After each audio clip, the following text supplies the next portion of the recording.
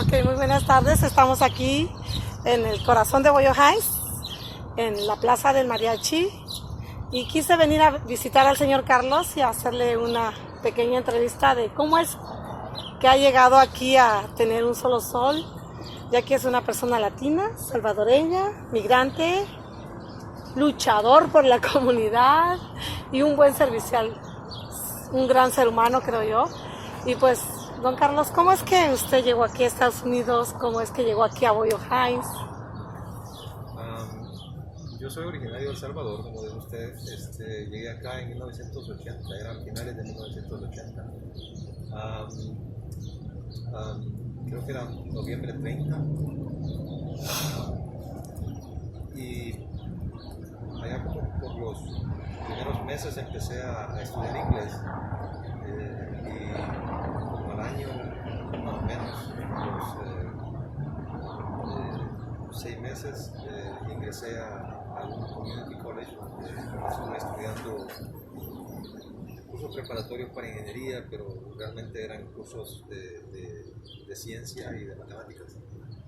Y saqué un pequeño grado, lo que llaman en inglés AA degree, y ese AA degree era en ciencias y matemáticas, en el 85.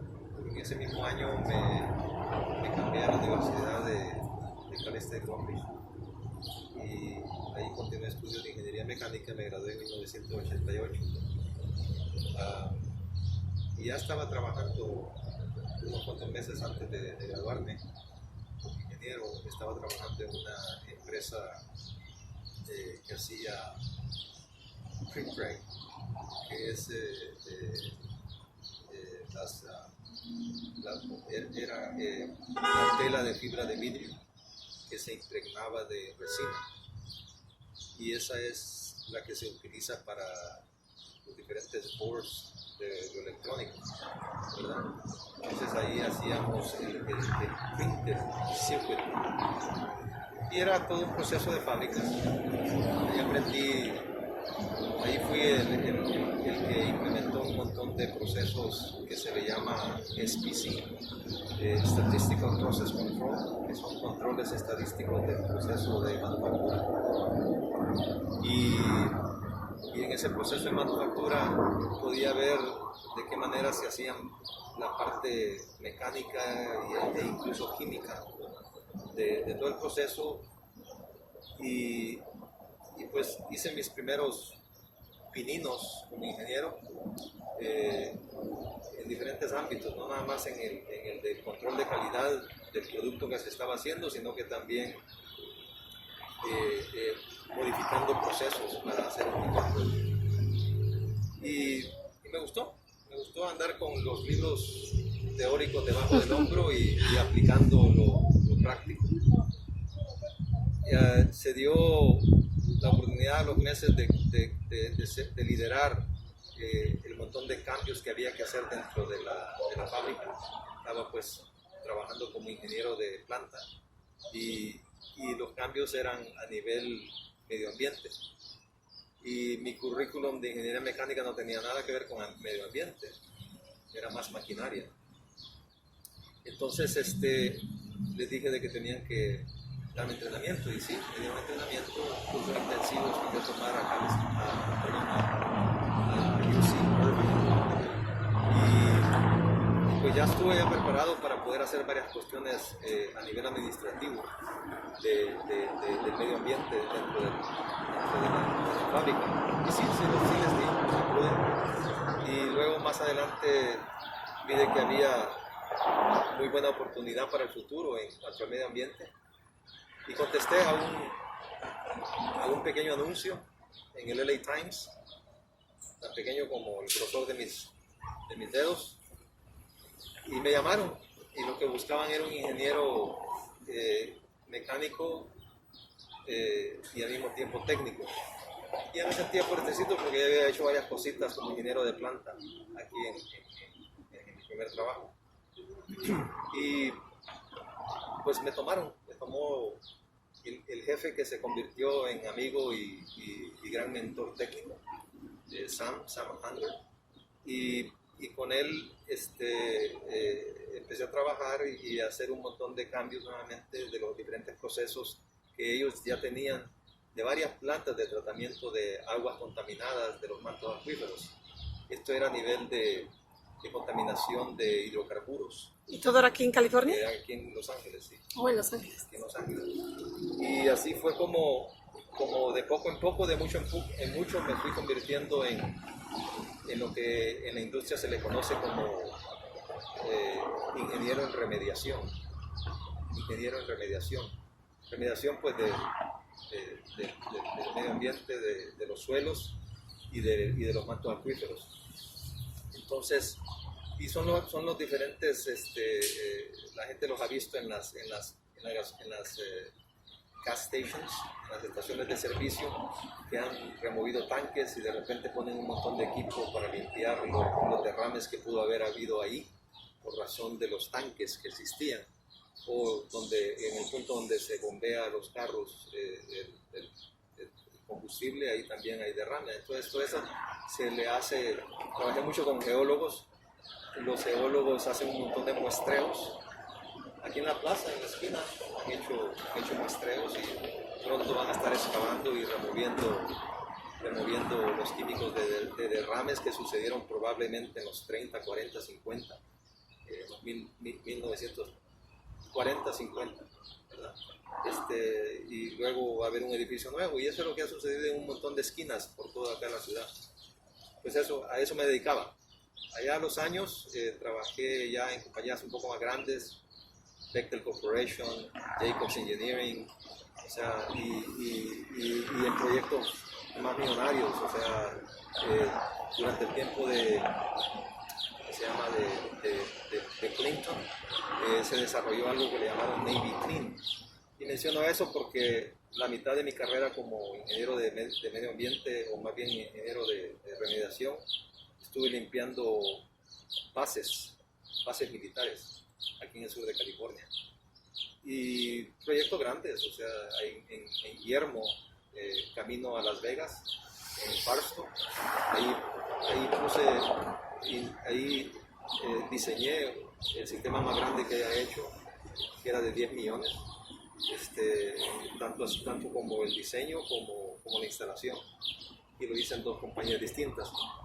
En el 92, ya siendo ingeniero y habiendo estado ya en mi apogeo, llevé a mi hija, que tenía la chica de las 2 hijas, ya para entonces ya tenía 2, cuando me gradué tenía una, mi hija la mayor, Ángela, y ya con Andrea, la mediana, se nos enfermó de asma, y pues nadie en la familia es asmática, y con esa premisa me fui a El Salvador.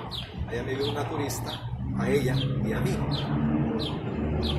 y le apliqué todo a ella. A los 3 meses su asma ya había mejorado, y ya en menos de 6 meses ya era una niña alegre como todos, y a la edad que tenía, que era de como año y medio. Entonces ese fue mi primer contacto con el naturismo, que después se volvió mi pasión. Y ahí me dieron, al año y medio regreso. Las recomendaciones que me dieron ese 1989, no las atendí. Cuando regresé me dijeron de que tenía problemas serios en el hígado y que me iba a dar una cirrosis, y por estar débil me podía morir porque mi sistema inmunológico estaba bajo. Similar a lo que ahorita anda corriendo acá con lo del coronavirus, y siempre que lo mencionan, siempre lo primero que pienso es sistema inmunológico. Si tenemos sistema inmunológico fuerte, tenemos mucho más chances de sobrevivir para combatir este virus, ¿verdad? Y otros más, no nada más ¿verdad? Entonces vuelvo y ya me convierto en vegetariano de la noche a la mañana, en el 92, ya bien asustado. Ya es asesino de semillas. Entonces ya había dejado ya carnes y sin mucha información, y allá en el 2000 regreso a comer carne, pero porque si algo, algo es de recomendar a los vegetarianos es de que quien quiera hacerse vegetariano tiene que comer mucho vegetal y poco almidones y muchas frutas de temporada y semillas no cocidas, ¿verdad? Es una recomendación, por eso es que en el restaurante tengo eso. Allá en el 2003, mi ex esposa, que es excelente cocinera, tuvo la oportunidad de estar arrendando aquí en la comunidad de Boyle Heights. Bueno, ella y yo siempre servimos a la iglesia Dolores Mission. Ella trabajó ahí en Dolores Mission como secretaria, como trabajadora social. Y yo estuve siempre de voluntario trabajando ahí con ellos, ya sea desde afuera o bien adentro. Siempre aquí en Boyle Heights. Sí, aquí en Boyle Heights, en Dolores Mission Church. Y en el 2003, a ella le salió la oportunidad de que estaban arrendando un pequeño lugar que se llama el Zarape, al oeste de la primera Isópolis. Todavía existe el lugar y me imagino que lo han arrendado de diferentes personas. Era chico, lo modificamos un poco, a la gente le encantó la cocina de ella, no era para más, o no era para menos también. Y una de las clientas le dijo, Rosibel, le dijo de que estaban vendiendo el restaurante donde ahora está Un Solo Sol, se llamaba Plaza Café. Se compró el restaurante, lo vendía, se compró y se corrieron dificultades de operación y de financiamiento.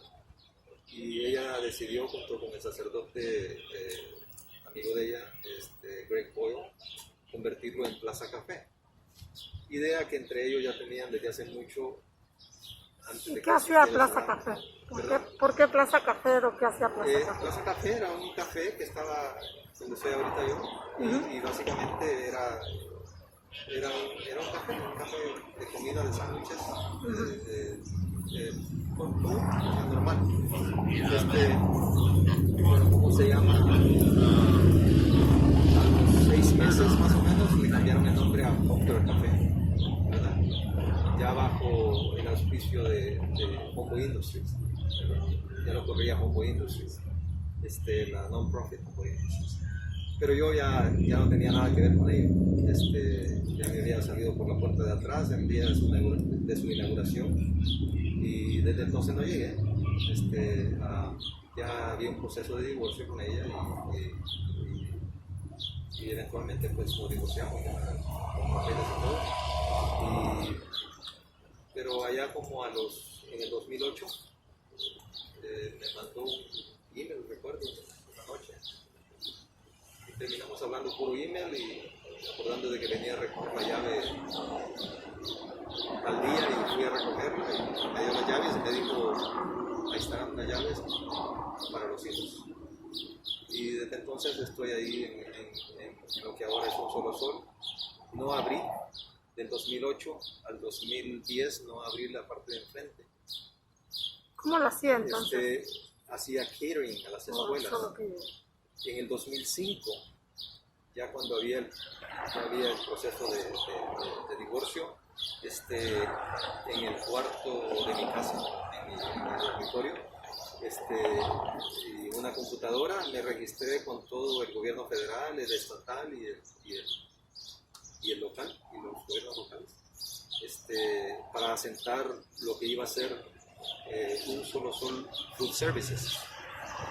Pero por estudios que yo realicé desde el 92 hasta el 2000, ya tenía algo que le llamé Un Solo Sol Natural Healing, o sea, servicios de curación natural a través de los estudios de naturismo que hice desde el 92 hasta el 2000 básicamente. Y ese Un Solo Sol Natural Healing siempre me siguió gustando. Un Solo Sol Food Services, y era ya haciendo caterings o hot lunches a las escuelas en general, pero en este caso era con las escuelas la escuela de de los hijos, una escuela privada, Our Mother of Good Counsel, Madre del Buen Consejo en Los Félix. Y ahí ya fue más mi involucramiento directo con la comida, ¿verdad? Y ya podía yo, o sea, vislumbrar que era adecuado de acuerdo al naturismo y hacer las modificaciones. Una pregunta, ¿la comida que llevaba a la escuela era también saludable? Sí, era saludable, bueno. Era saludable y diversa. Nada más que había de vez en cuando pizza, sencillamente para quebrar lo riguroso. Sí, ya, cierto. O había uno que otro día alguna hamburguesa para quebrar lo riguroso.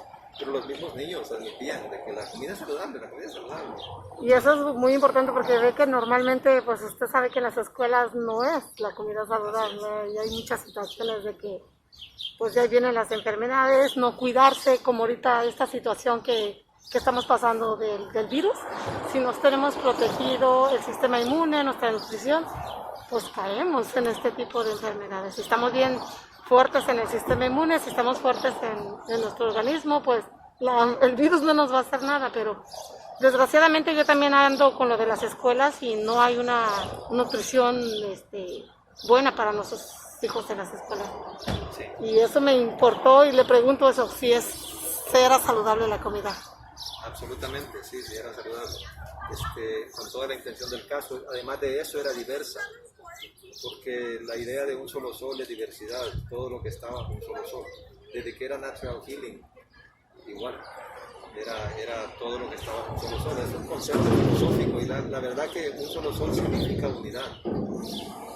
Sí se refiere al sol, sí se refiere a todo lo que está bajo el sol, pero lo que está realmente diciendo es unidad dentro de una armonía. Esto acá, que es del logo nuestro, significa armonía, la armonía del universo. ¿Okay? Y es infinito, o sea, no es que el mundo se acaba, todo lo contrario, el mundo va a seguir. Lo que pasa es de que si no nos encuentra bien perfectado, con un buen sistema inmunológico, o sea, no nos va a durar mucho, para nosotros, pues, para cada uno de nosotros, ¿verdad? Y para la humanidad en general. Entonces, ya traía experiencia con las escuelas. De aquí operé con 2 escuelas charter, una middle school, creo que eran 6º grado, y de ahí, ¿cómo se llama? Y era una charter school, y de ahí con una high school. Operé desde el 2008 hasta el 2010. En el 2010, con el dolor en mi alma y en el corazón, dejé a los niños. Y la razón es porque ya fue muy difícil operar.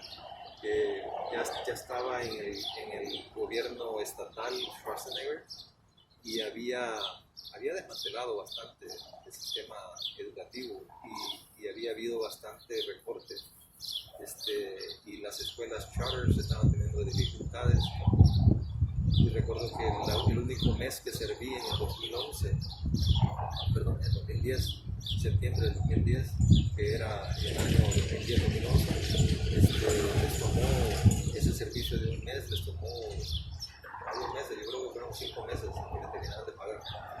Así que, y así va a ser el resto del año, así que iba a ser imposible para mí operar de esa manera, o sea, no tenía reservas de corporación, ¿verdad? Así que les dije que tenía que dejarlos y pues así me quedé. ¿Cuándo decidió abrirlo enfrente? Abrí en el 2010. 2010, Ya había estado antes acá, ya sabía cuál había sido nuestra dificultad en el 2000, nuestra dificultad con la ex esposa, en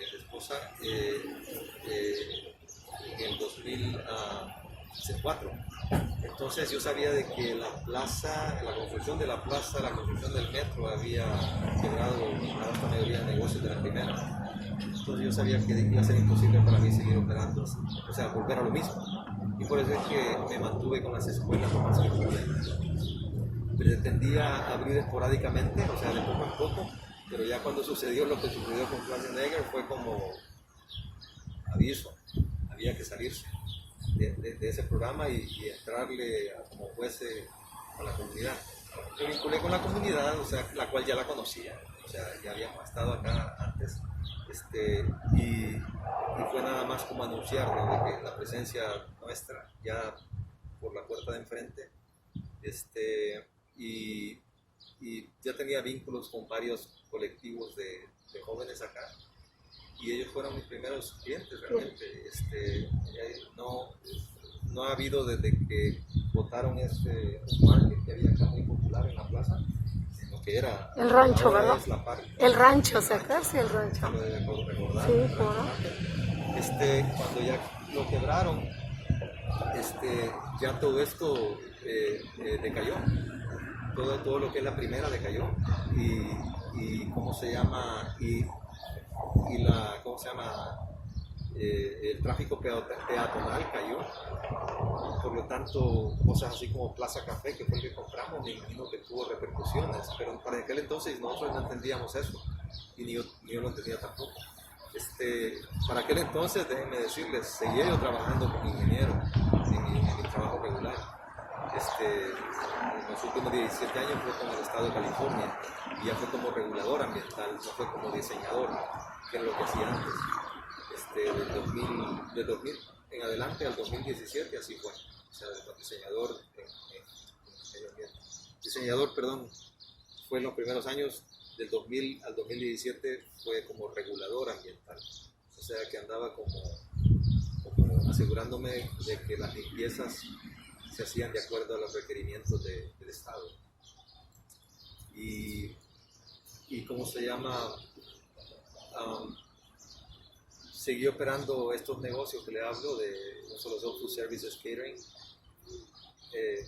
fuera de mis 40 horas regulares, o sea, o más, que trabajaba, hasta el 2017, que ya era suficiente. 2017, perdón, dejó ya su trabajo y se dedicó a... Me jubilé como ingeniero y ya me dediqué directamente a lo del negocio, pero ya para entonces ya operaba en un profesor y ya lo conocía. En el 2010 abro la parte de enfrente y empiezo a hacer contactos con la gente que conocía, los jóvenes que le decía. Abría de noche, era pura cena. Y la razón por la cual abría de noche era porque los bares eran los únicos que traían el tráfico peatonal al área. Todavía no existía el apogeo, el tráfico que existe ahora en el centro de Los Ángeles. El centro de Los Ángeles había decaído bastante desde la década de los 70 hasta literalmente el año 2000. Todas esas décadas había decaído el centro de Los Ángeles, y nadie se acercaba mucho por allá. Entonces, todos estos negocios como los bares, el M-Bar, Metropolitan Bar, que se llamaba, ahora se llama Shellas, y Love, todos ellos se llenaban de jóvenes bastante. O sea, durante el tiempo que yo abría eran de los pocos. Lo otro fue crear lo de las community dinners, cenas comunitarias. Y lo que hacía era, las cenas comunitarias eran de $5, y hacía un desafío a la comunidad de que si vendíamos 100 platos en 2 miércoles, un total de 100 platos en 2 miércoles, había mariachi, fiesta mariachi el día jueves, el segundo jueves. Y así logramos hacerlo 5 veces. 5 veces logramos hacer lo que le llamé, ¿cómo se llama? Fiesta mariachi, después de llegar al límite de los platos vendidos como community dinners, como cena. Eran 200. Eran 100. ¿100 por semana? Pero... No, 100 por 2 semanas. ¿100 por 2 semanas? Sí, okay. Mínimo. Yo le digo que eso me gusta. Ojalá, no tuve la oportunidad de ver eso. No eran mis tiempos, quizás. Me gustaría que después de que pase esto, que todo esté tranquilo, la verdad es una cosa que me llama la atención. Me gustaría que hiciera eso otra vez y yo poder estar presente en este tipo de situaciones, porque creo que es algo bonito. Y aparte que es algo que mueve la comunidad. Aparte, imagínese el mariachi ahí después de ciertas personas, porque llegó a su meta, ¿no? 2 semanas tuvo esa meta, y pues eso es algo bien, bien padre, y creo que histórico para mí, no, digo. Y eso fue nada más el inicio, porque lo histórico fue de que a raíz de esa dinámica de las cenas comunitarias, una tarde en la que no había mucho cliente, me nació la idea de crear un evento en el cual involucra a toda la comunidad y a la comunidad de artistas. Y eso es lo que ahora reconoce, que ha sucedido varias veces desde el 2016 como Noches de Serenata. Oh, Noches de Serenata, sí, se recuerda. El preludio a Noches de Serenata Ya. fue las cenas comunitarias. Oh, ok. El mariachi, aquí ha sido tradicional de que el mariachi no suena en la plaza, porque los mariachis nada más los han recogido en la plaza. Para ir a tocar a Para otros ir a lados. tocar a otros lados. Antes del kiosco que lo puso, ¿cómo se llama? El arquitecto Villalobos, Frank Villalobos y su gente. Antes de la plaza, antes del gazebo, antes del kiosco, ahí había un donut shop, Okay. una tiendita de donas. Y los mariachis hace 60 años se empezaban a agrupar ahí y de esa manera lograron asentarse en esa área. Y fue después que lo cambiaron. Y fue como hicieron la plaza del mariachi, ¿no?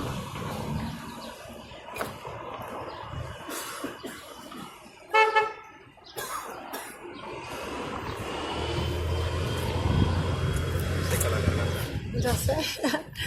Y fue como hicieron la plaza del mariachi, ¿verdad? En la Plaza del Mariachi, en el área que sigue siendo de la ciudad, esa área de la ciudad. El área en la que estamos ahorita pertenece a Metro, lo cual es el condado de Los Ángeles, ¿verdad?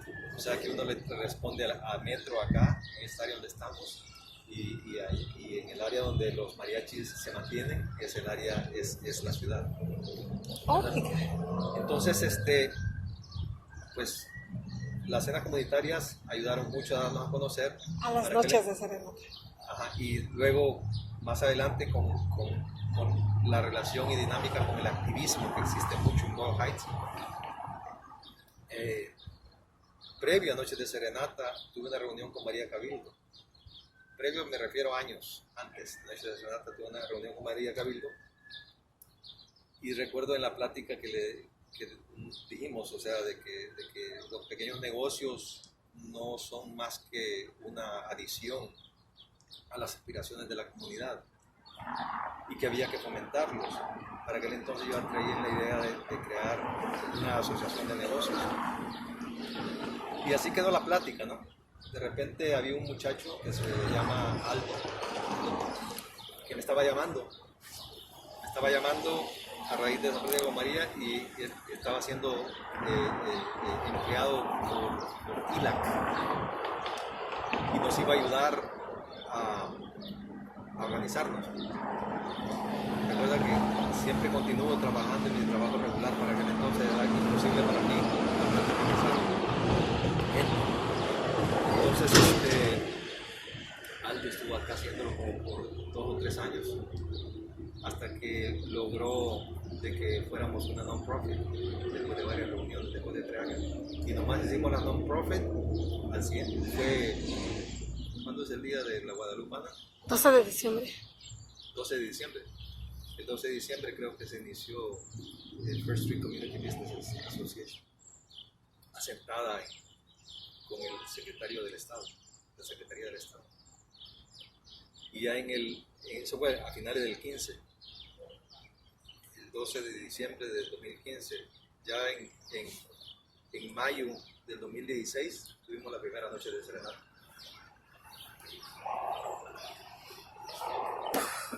Esto es Boyle Heights, es la comunidad, le digo yo, el corazón de Boyle Heights. Aquí está la salida del metro, el kiosco del mariachi y el restaurante del señor Carlos Ortiz está allá, que es un solo sol. Y venimos a... Esto es una parte de nuestro querido Boyle Heights. Ojalá ahí esté. Quien no lo conozca, que lo pueda venir a ver. Pues, ¿cómo le diré, don Carlos? Entonces, volviendo a qué? Acá se hizo como la noche de serenata y volvieron a... Sí, ya eso dio un auge mayor a la comunidad. Era como estar resistiendo a través del arte y la cultura. La cultura. Y no nada más ha sido noche de serenata, o sea, ha habido acá diferentes festividades. Ahora en Boyo Heights, en este momento, bueno, en estos tiempos ya lo que yo he visto, ¿verdad? Que hacen el Día de Muertos. Sí. ¿Se acuerdan? No sé si sepan. Hay otro día que festejan aquí, el Día del Músico, el 22 de noviembre. Sí. También los mariachis hacen todo. Esa es la fiesta de Santa Cecilia. Santa Que siempre Cecilia. la han hecho, o sea, la han hecho desde unos 40 años. Sí recuerdo. Antes se hacía solo en el kiosco, ¿se acuerda cuando estaba la marqueta y eso? Pero ahora ya se ocupa todo esto aquí, ¿verdad? Correcto, toda la plaza y vienen mariachis de diferentes lugares del mundo. Hay otro evento que se hace aquí en Mariachi Plaza, del taco, algo así, no sé si algo... Sí, hay festival del taco, han hecho, ¿cómo se llama? El Farmers Market regularmente por varios años. Todo eso, claro que sí, o sea, ha creado el ambiente comunitario. Y la comunidad se reúne aquí, hace el ambiente y todo bien padre, ¿verdad? Sí, absolutamente. Es una de las cosas que hay aquí en Boyo Heights y yo les digo aquí, mi amigo, compañero, el señor Carlos Ortiz, él es pues conoce más Boyo Heights aquí porque ¿cuántos años tiene más conociendo Boyo Heights? Yo conozco la comunidad desde 1982. Wow, todavía no había nada de eso. No. Y llegaba básicamente como voluntario. Esto es algo bien bonito, ¿verdad? Y más que nada quise hacer esto porque esto es por parte de Boyo Heights. Él tiene su negocio en Boyo Heights. Sí. Pero quería remarcar algo, o sea, con esto de la encerrona que hemos tenido por el coronavirus. O sea, me hablaba de que usted me preguntaba de que si se podía hacer cenas comunitarias. Cenas comunitarias. Claro que sí, o sea, hay ideas bastante de todos los compañeros acá de cómo reiniciar esto. Incluso hay una carta que tengo que quiero presentársela a la ciudad. Bueno, primero presentársela a la comunidad para sacar 2.000 firmas o más, y declarar la calle East First Street, declararla como Paseo La Primera. Y ya la iniciativa de varios negocios ya se ha dado, ya tenemos hasta un logo de forma preliminar y estamos amarrando ciertas cositas antes de eso, pero es oportuno de que cuando ya todos podamos regresar a una vida más o menos normal, podamos festejar ya con algo nuevo, algo que mira hacia el futuro. ¿Cómo evoluciona, verdad, estos pasos, como ahorita se está diciendo, del Paseo La Primera? El gran reto de la comunidad ahorita sigue siendo el mantenerse acá, pero debe de mantenerse, de visualizarse desde la base de los medios de producción. O sea que más negocios de la comunidad tienen que surgir acá. Ya. Negocios comprometidos con la visión y con las aspiraciones que siempre ha tenido la comunidad acá a través de los años. Y como les digo, hoy vine por la mañana y es una de las cosas que me gustó y me gusta del señor Carlos, que siempre es humano, comunitario, humilde, que le gusta luchar por la comunidad, ayudar a su comunidad. Hoy usted, platíqueme de los desayunos que hoy les ofreció a los mariachis o a la comunidad necesitada de aquí de Boyo Heights. Sí, realmente pues a todos nos agarró bastante de sorpresa, ¿no? Yo estaba preparándome por 2 años para una recesión que venía y estaba haciendo cambios internos para eso, pero nunca me preparaba de esta manera que se iba a desarrollar todo eso. Ya con el virus y hizo que iba a abrir y a cerrar negocios y a crear una enorme incertidumbre en cuanto al desarrollo que podamos tener o los sueños que podamos tener o las luchas que podamos librar. Entonces, sí, o sea, primero tuve que volver a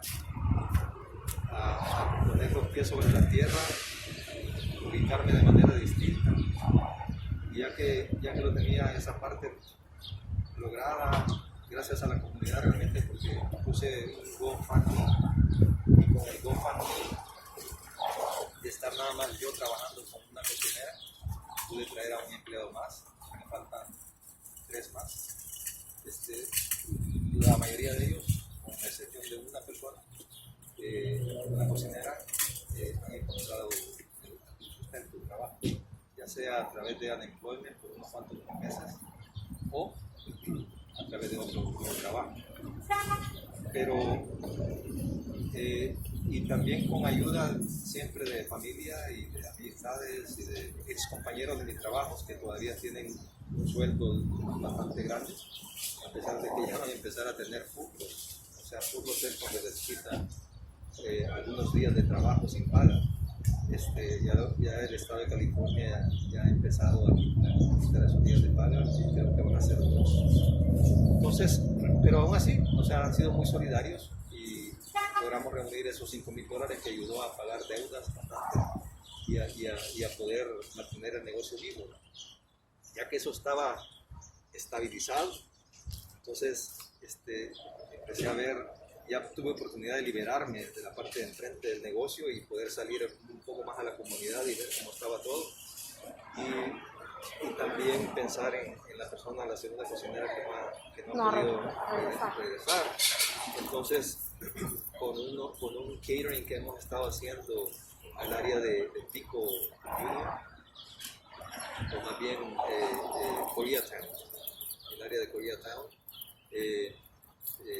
Pico Union District se llama realmente. Con ese catering nos ha ayudado a que ella regrese parcialmente.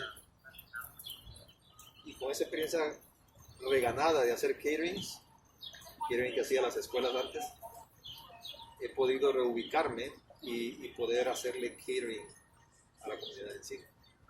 Y así como he estado sirviéndole con paga allá a la comunidad de Pico Union, a la comunidad vulnerable dentro de la comunidad de Pico Union, pensé de que acá, o sea, no pensé, sabía de que hay bastante vulnerabilidad. Cuando siempre en Instagram le dije de que vamos a iniciar con 4 platos diarios de miércoles a domingo, y así lo estaba haciendo, empezando ayer. Este fue nuestro segundo día, que fue y ha sido un éxito. O sea, ha llegado, se ha presentado, se han beneficiado y pronto voy a hacer un reto a la comunidad. Yo sé que todos estamos pasando por momentos difíciles, pero si algo aprendí de la pasada recesión, si se da cuenta, un solo inicio en plena recesión. Abro la puerta de enfrente en plena recesión. Era el 2010, era octubre 1 del 2010. Lo inauguré en agosto 15 del 2010, pero fue algo simbólico. 2015 es la fecha de nacimiento del ahora santo Romero de Salvador, que siempre ha sido un referente en mi vida, desde que supe de él, desde que lo estudié, desde que lo podía actuar. Entonces, aunque para serle franco, no soy religioso, no soy religioso, o sea, sí lo fui, pero me siento mejor así. Siento que soy de todos y de nadie en particular, y entonces cuando vi esa necesidad ya bien clara, le dije a través de Instagram de que iba a hacer esto, y estoy pronto a hacer una solicitud a la comunidad a que acepte que podamos ofrecer 24 platos más y que contribuyan. ¿Usted habla de la comunidad? ¿Usted habla de otro negocio o habla de yo como... No, como comunidad. Como comunidad, querido. O sea, aquellos que tienen capacidad de donar $5 a la semana, por ejemplo, que lo donen. Y eso se va a traducir eso se va a traducir en un plato. Lo que usted está diciendo es que si donan va por medio de donaciones, para que ya no sean 24 platos, sino sean 48. Sean 48 platos, se multipliquen. Platos se multiplique todo. Eso es perfecto. Entonces, de poco en poco, esto va para largo, es clarito. O sea, y y el reto es grande. Y lo que hablaba anteriormente de que si algo aprendí de la recesión pasada es que se sobrevive con comunidad. Si se da cuenta, abro en el 2010 y estoy hablando de community dinners en el 2011, ¿verdad? Y fueron casi todo el año de community dinners. ¿Okay? Entonces, ¿cómo es posible de que iba a sobrevivir en plena recesión, ¿verdad? Con community dinners? Pues sí, sí se puede, si la comunidad participa, ¿verdad? Y Claro que se puede. fue $5, o sea, fue poco. Pero de esta manera se puede hacer, o sea, entre más difícil se pone la situación, uno debe de pensar más en la supervivencia